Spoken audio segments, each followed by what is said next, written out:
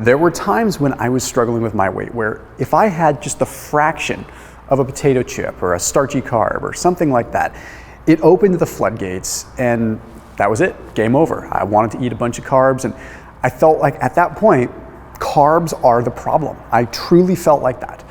And I realized that going through that struggle, like I needed to think that way. But what I've realized now is that there are periods of time that you should do keto if you like keto, but there are also periods of time and types of people that should not. So I have 5 times that you should do keto if you want to, and 5 times that you really should not.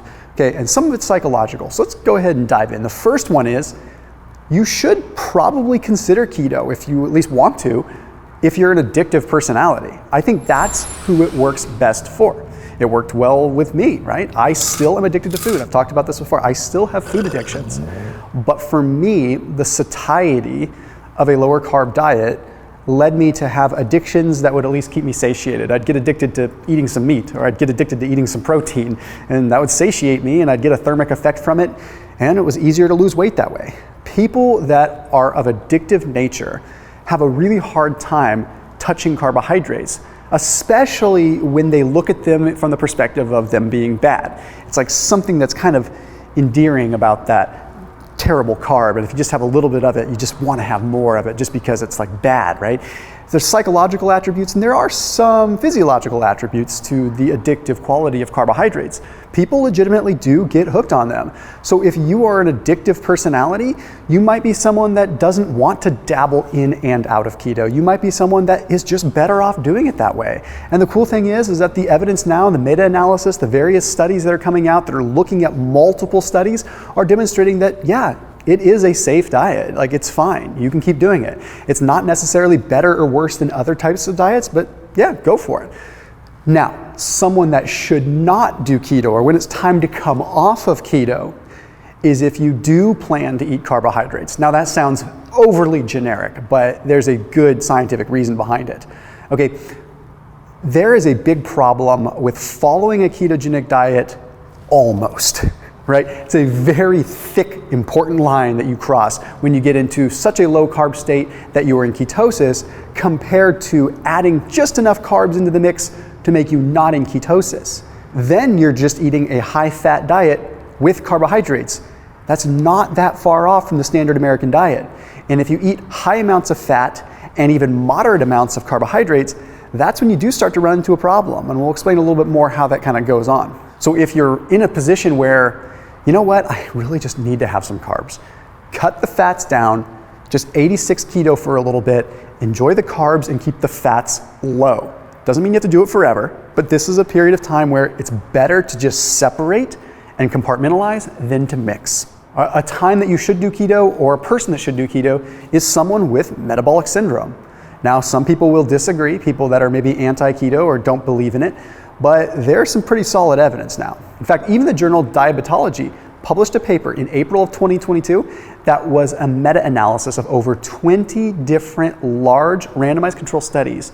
And they, and I quote, said, "It is a safe and promising approach for metabolic syndrome, even if optimal carb proportion and duration has to be determined."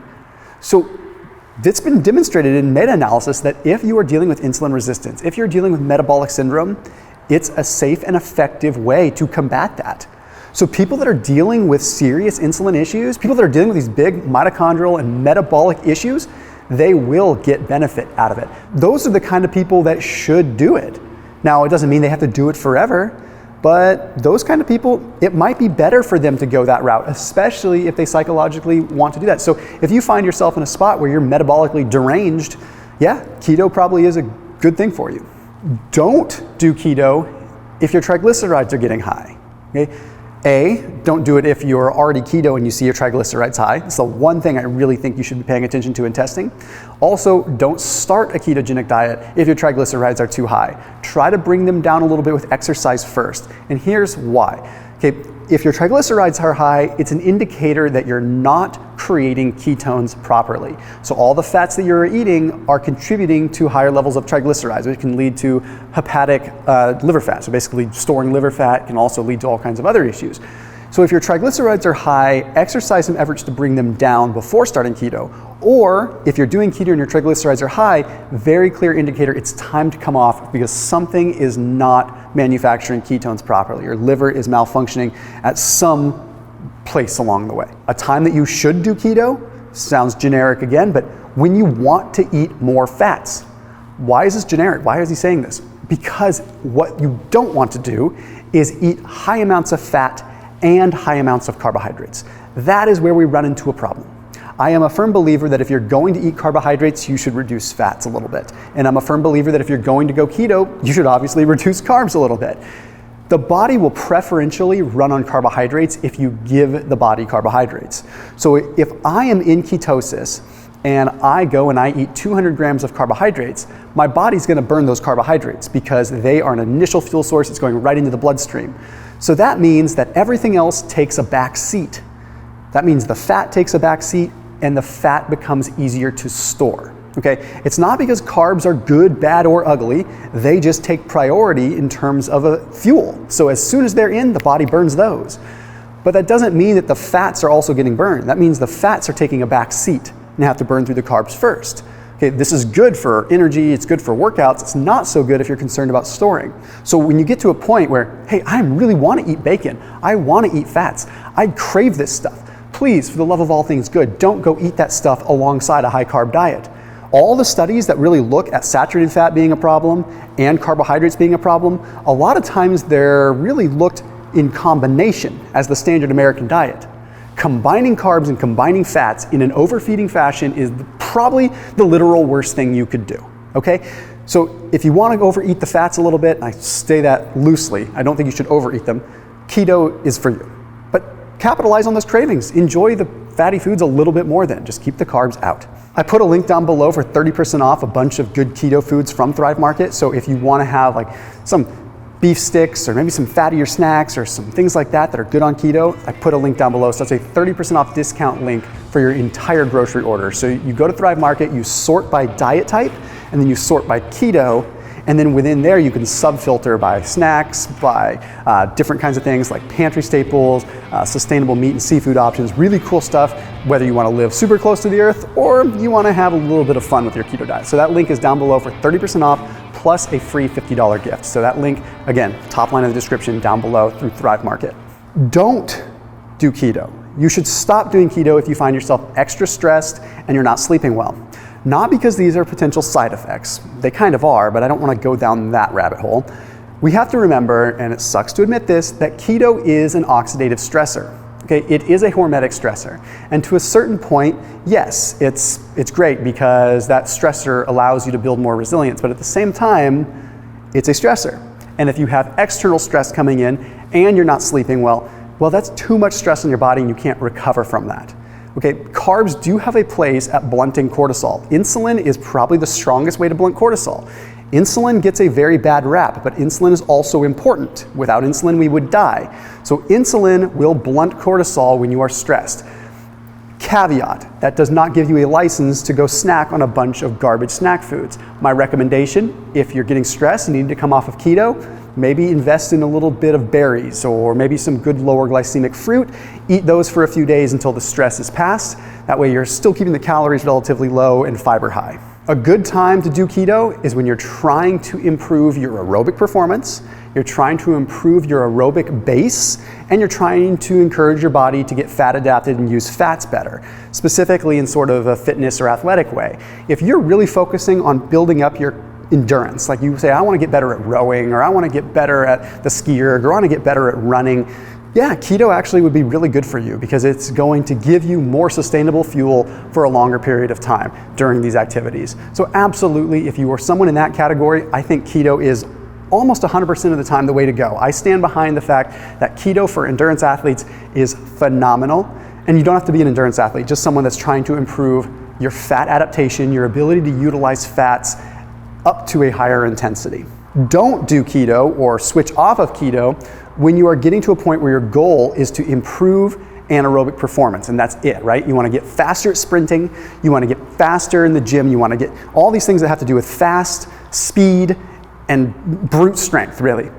Keto can work for that once you're fat adapted, but in a lot of cases, carbs are going to be better for that. I mean, that's just simple. We can look at papers and we can try to justify it all we want, but you're going to see a slight improvement when you're carb fed in those kinds of activities. It doesn't mean you cannot build muscle in keto. It doesn't mean that you cannot increase performance, but if you're trying to maximize anaerobic performance, that's a good time to switch off of fats and protein and go to carbs. That's what I typically do. If it's time for me to maybe build a little more muscle, or it's time for me to say improve my performance in the gym in certain ways, yeah, I'll dabble in and out of keto and maybe go up to 100, 120 grams of carbs on the high side and try to improve that performance. A good time to do keto is if you start finding yourself with chronic pain. Now, one good thing with keto is there's solid evidence surrounding inflammatory modulation.